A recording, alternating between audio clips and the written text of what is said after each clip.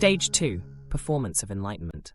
Insight becomes persona the day you notice people lean in when you hit the right notes. Healing shifts from practice to brand, not a logo, an aura. Your voice lowers a half step. You preface with from a place of love. You sound the wobble out of your sentences. The room rewards the version of you who's already arrived, so you keep arriving on schedule, even when you're late inside. Markers accumulate like merit badges you didn't intend to collect. Tone policing as care. Let's keep the energy clean. Crises turned into content. What my breakup taught me about expansion. Curated humility. I'm so imperfect, carousel coming. Online, compassion blooms. Offline, your partner waits while you draft a post about presence. The audience rises, intimacy drops. You're increasingly seen and less reachable. Virtue becomes a mechanism. Covert narcissism loves admiration for restraint and tolerance for superiority.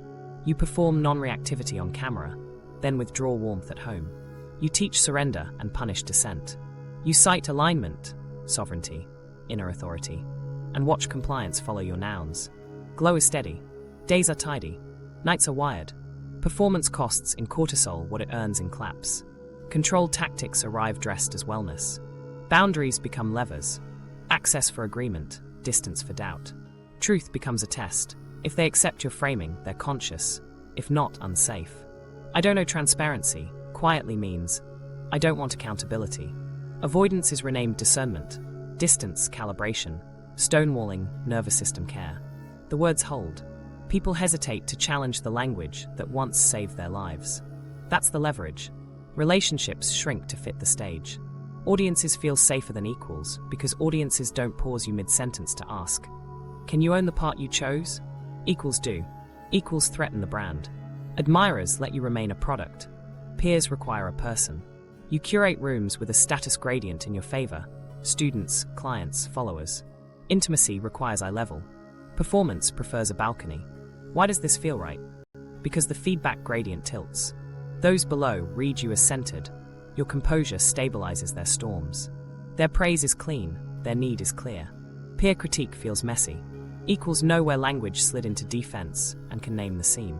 That sting finds a story. Envy, misunderstanding, misattunement. Easier to move on than move closer. Meanwhile, the performance economy pays. Likes convert to leads. Converts to authority. Authority converts to obedience. Your nervous system, trained to chase metrics, doubts the unscorable acts that build trust. Apology, repair, staying in hard conversations past your preferred exit. You trade the slow dignity of decency for the fast currency of looking enlightened. You become fluent in optics. You go broke in private. Listen to how the script sounds in the wild. A teammate says, that decision blindsided us. You answer, I'm anchored in integrity. You're reacting to uncertainty. Anchored you, reactive them.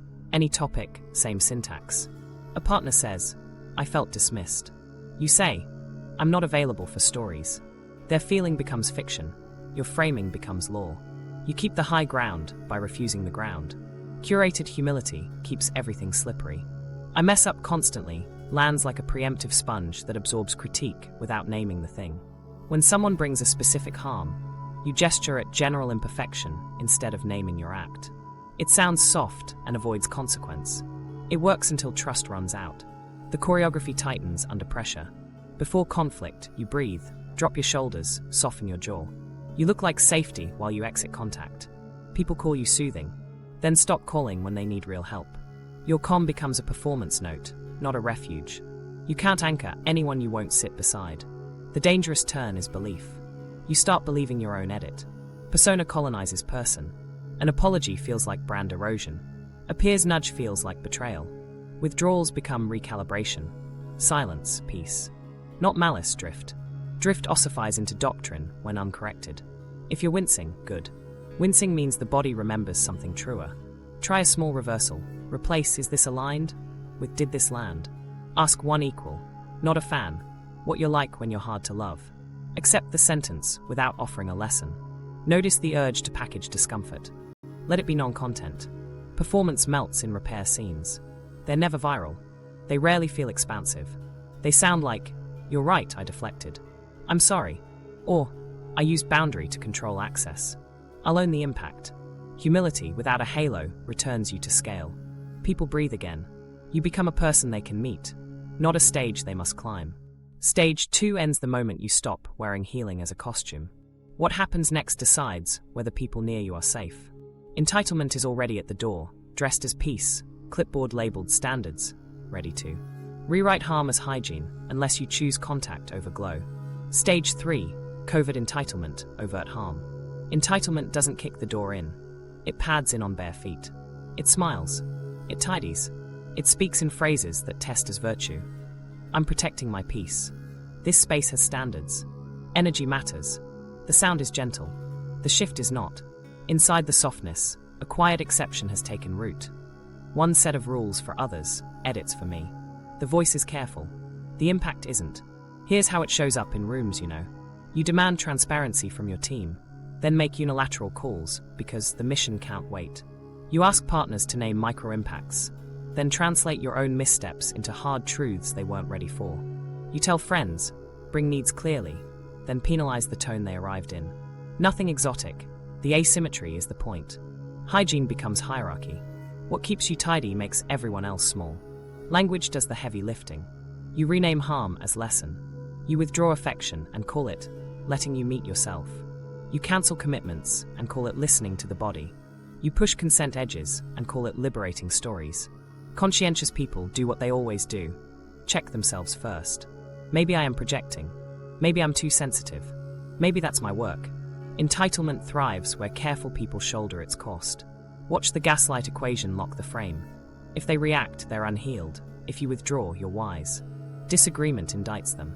Compliance absolves you. Emotion becomes evidence against the hurt party. Silence becomes evidence too. This isn't care. It's compliance theater with soft lighting and a playlist. Conflict laundering turns vocabulary into culture. Accountability becomes low vibration. Consequence becomes punishment energy. Feedback becomes shadow projection. In that lexicon, the only ethical move is to self-inquire, regulate, and thank the leader. Systems love it because it's efficient. The bill lands with the person naming harm. The spreadsheet stays clean. Isolation is the final tell. Only equals can challenge you, so equals quietly disappear. You curate up, toward reach, and down, toward praise. Sideways relationships dry into cordial distance. Without peers, drift calcifies. Narcissism here isn't mirror obsession, it's context addiction. Remove eye level, and the edit hardens into truth. Now the impact map, not in theory, but in rooms. Partners shrink. They manage your weather instead of naming their sky. Repairs get replaced with captions about repair. Teams freeze. Initiative collapses under integrity. Announcements dropped as fait accompli. People stop telling the truth because truth gets translated into a spiritual misdemeanor. Communities fracture. The brave ones leave quietly. The tender ones stay and get tenderized. From a distance, your brand looks serene. Up close, people are tired from carrying a calm that never carries back. Grounded in 3 scenes. A colleague says, "I was sidelined." You reply, "The role found who was most aligned." Poetry over process. Accuracy would sound like, "I made a fast call and skipped you. I'll repair with process and with you." You kept glow, you spent trust. Or a partner says, "You ghosted me during a hard week." You answer, "I didn't consent to being your regulation." True in principle, false in context. You had promised presence. Consent language became a tarp over a broken promise. Or a student posts critique. You DM, "This isn't the container." They move it to the suggested forum. You don't show. Later you say, "I'm not available for public shaming." The phrase now covers dissent, detail, decency. If you're hearing this from the center of stage 3, you feel a stubborn certainty. But my standards matter. They do. Standards keep rooms safe. Entitlement is when the standards don't touch you. Test it. Choose one policy that governs others. Turnaround time, transparency, consent before content, and apply it to yourself, without edit, for 30 days. If the room breathes easier, it wasn't a standard, it was a throne. Why does this stage lock? The body confuses entitlement with safety. You tasted chaos, then curated order. Anyone who reaches for your seams registers as threat. The solution isn't more serenity, it's more contact. Entitlement dissolves where you are interruptible, fallible, accountable. In public, not just in private DMs later turned into teachings. Try a reversal that costs face on purpose. Admit one asymmetry in the room that benefits you and change it with a date. I bypassed review. I'm reinstating it Friday. Invite one equal to stop a sentence that makes you taller. Replace one halo phrase with a behavior. I'll issue refunds, not from love. Post one correction without the lesson it inspired. Then watch what returns when the throne becomes a chair. People ask real questions. Jokes land again. Meetings get shorter. Dissent arrives earlier, costs less, and leaves more intact. Calm becomes something you offer by staying, not something you perform while leaving. Serenity stops being your shield and becomes your side effect. The engine, covert narcissism in spiritual clothing. Under the hood, the parts are boring and predictable. Covert narcissism isn't a vibe, it's a looped pattern dressed up as care. Start with hypersensitivity to status, not money or fame, but moral rank. Who's most conscious? Whose boundaries are cleanest, whose language is highest. Every room becomes a ladder. Add admiration hunger. Not attention in general, but the specific admiration that comes from seeming above reactivity and mess. Finish with fragile self-esteem. One credible challenge feels annihilating, so the system scrambles to restore the superior position fast, using language instead of volume. Give that trio a spiritual mask and guilt evaporates. I'm just holding love for what's true. Accountability sounds like cruelty. Humility sounds like submission. Dissent sounds like harm. The mask quiets conscience. You're elevating, not avoiding. Safeguarding your nervous system, not dodging responsibility. Watch the bypass loop spin. Step 1. Insight sparks applause. So clear, so grounded. Step 2. Applause hardens into identity. I'm someone who sees. Step 3. Identity tilts into superiority. I see farther. Step 4. Superiority isolates, equals disappear, audiences multiply. Step 5. Isolation protects the persona from friction and accelerates the loop. Around and around until repair feels like heresy. Each step is technically true, the combination distorts. That's why it's hard to catch from the inside. The loop feels like coherence, it behaves like avoidance. Cognitive moves keep the loop humming. First, reframe criticism as projection. That's your unmet need talking. Sometimes it is, often it's feedback. The frame returns every arrow to sender. No blood on your shirt. Second, selective empathy. Exquisitely attuned to those below you. Students, clients, followers, because gratitude stabilizes you, while empathy thins around peers and elders who can contradict your self-story. Care tracks status, not closeness. Third, globalize past harm. Given my history, I can't engage. History matters. It doesn't absolve fresh harm. Fourth, moral credentialing. I did deep work on that. The credential stands in for proof, observed change, consistent repair, equal accountability. Reward chemistry makes it sticky. Variable reinforcement, comments, DMs, tears after a workshop. Lands like a slot machine win. Neuroscience would call it intermittent reward. You call it confirmation. Occasional critique only sweetens the next wave of affirmation. Meanwhile, the acts that rebuild trust, naming the thing, making amends, changing process, produce no measurable spike. The nervous system chases what spikes. Without counterweights, admiration keeps outrunning decency. The body keeps picking confetti over bricks. Here's how to spot the engine mid-spin. You feel a discreet surge when someone says, "You're the calm one." You feel dread when a peer says, "Can we talk privately?" You can narrate your pattern in high definition, but you can't name last week's impact in short words. Disagreement registers as disrespect, disrespect as danger, danger as proof you must ascend, fast. The organism is protecting a self that only survives on a pedestal. Now the counter engine, humility with edges. Humility here isn't smallness, it's proportion. It sounds like, "I don't know yet. I might be missing this. Here's my part." Edges mean you aren't porous to chaos. You are reachable to truth. Practically, it swaps the bypass loop for a practice loop. Contact, reflection, behavior change, check-in, repeat. No stage lights. Lots of friction. Durable trust. 2 discipline shifts make it real. First, move from diagnosing to describing. If you're tempted to say, "You're spiraling," try, "I hear your volume rising and I'm tense." Diagnosis elevates you. Description equalizes you. Second, flip the default lens from their projection to my precision. Ask, what did I do or omit? Which agreement did I break? What process failed? People breathe when you start on the ground. A word about status. Your nervous system isn't wrong to crave safety at the top. Culture equated worth with being above. You won't starve that need by shaming it. You shrink it by changing its diet. Let equals feed it. Colleagues who praise you for repair, for changing your mind, for staying when the room is hot. Let outcomes feed it. Smoother meetings, partners who relax again, teams that actually speak. You still get admired, but for behaviors that keep people safe. Over time, the pedestal loses its sugar. Consent to being interruptible. Build the stop into your system. One peer with veto on language you overuse. One monthly audit of a conflict you mishandled. One public correction you post without a halo caption. Interruptibility punctures the mystical bubble covert narcissism needs. The engine can't run if reality keeps walking through an unlocked door. That's the whole move. Put doors where you used to put mirrors, put floors where you used to put clouds, and let people in before you tell them what their entrance means. The 7 red flag tells of spiritual grandiosity. Tell 1. Holy language that closes doors mid-conflict. It sounds like, from love, not fear. Let's keep the energy clean.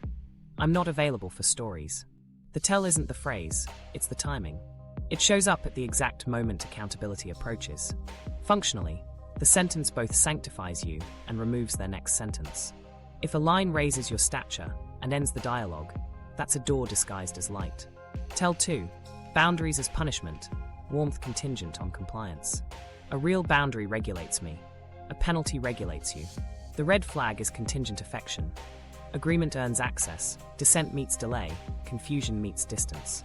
You'll notice reply times lengthen after pushback, or recalibration, is announced when you ask for context. If proximity is traded for agreement, the boundary is leverage. Tell 3. Pathologizing dissent. Disagreement is reframed as unprocessed shadow, abandonment wound, low vibration, a scared part speaking. Sometimes true, universally weaponized. The tell is uniformity. Every critique becomes a diagnosis, never a data point. Content vanishes into a case write-up about the giver. Over time, people stop bringing truth because truth returns stamped, your work. Tell 4. Compassion inflation online, stinginess offline. The feed overflows with gentleness, nuance, and tears for strangers. At home, nuance thins, interruptions spike, practical care lags. This isn't hypocrisy, it's displacement. Compassion is easier where status is safe and consequence is abstract. Loved ones feel the gap. Big empathy for the world, small empathy for the room. Repairs become posts, repairs at the table go missing. Tell 5. The accountability dodge. Your trigger is your teacher. Maybe, but triggers don't erase impact. The tell is the swap. Your feeling becomes syllabus, and their behavior fades to invisible ink. I'm not responsible for your experience is accurate in trauma literacy. It's a false refuge when you broke an agreement. Mature care pairs 2 sentences. Your feeling is real, and my action had impact. Tell 6. Status farming, gravitating to admirers, avoiding peers. Watch the seating chart. Rooms tilt towards students, clients, followers. Peer rooms get shorter, rarer, curated within an inch of their life. Invitations downward multiply. Invitations sideways evaporate. The body tells you first. Ease around praise, dread around equals who remember your edges and love you anyway. Soon, people who still speak plainly are labeled negative or not aligned. Tell 7. Pain as content, people as mirrors, not humans. Every rupture, breakup, team conflict migrates to a lesson, preferably same day. Names removed, intimacy repackaged. The tell is speed and harvest. The post lands before repair. The story centers your composure. The learning eclipses the person who bled. The audience is fed while the relationship goes hungry. Humans become raw material for narrative arc. How these tells cluster matters. 1 could be a clumsy Tuesday. 3 in a week is a pattern. 2 questions locate danger. Who gets smaller when this happens? Who gains status? If the answers are people closest to me, and me, you're looking at grandiosity in soft clothes. Field tests that steer you back to ground. Door-closing language? Replace the halo with a behavior. From love becomes, I can stay 20 minutes. Then I need a break. Boundary or punishment? Ask, would this look the same if they agreed with me? If not, it's a lever. Pathologizing dissent? Summarize their point neutrally before any frame. If you can't reflect the content, you're diagnosing to dodge. Compassion gap? Audit 3 offline repairs with dates and outcomes.